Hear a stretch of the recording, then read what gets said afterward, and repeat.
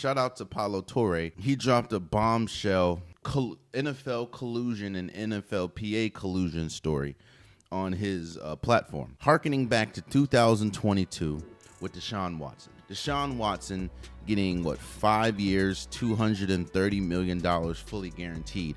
First contract we've ever seen in that manner. You saw players like Lamar Jackson, Russell Wilson, Kyler Murray, who was up for an extension, but at the time was viewed better than Deshaun Watson. You were seeing that players that have a longer, more extensive resume than Deshaun Watson wasn't getting the same deal or a better deal, because that's what usually happens in the market. Collusion is one of the hardest things to prove. Unless there is concrete evidence that says, oh yeah, they colluded against X, they colluded against Y, it's almost impossible to prove.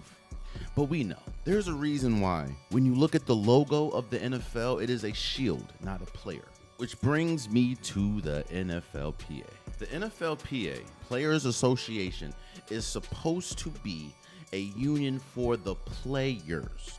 And it's supposed to be that voice in the room when you have a bunch of owners that's always going to side with the league. That voice in the room, a loud voice in the room that is supposed to be like, whoa, what about what's best for the players? Again, shout out to Paulo Torre. He pretty much dropped a bombshell and proving essentially that there has been collusion amongst not just the NFL and the owners, but the NFLPA, which gets me to Lloyd Howell. Essentially is currently the executive director of the NFLPA, who, if you did a little bit of digging, he was appointed the executive director role for the NFLPA by the owners. The NFLPA is looked at as amongst the weakest in all of the main sports, is because it seems like almost every decision that happens is against the players.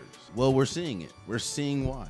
Organization that's supposed to be their loudest advocate in the NFLPA turned out to be less of an advocate for the players and more of an advocate for the NFL in general.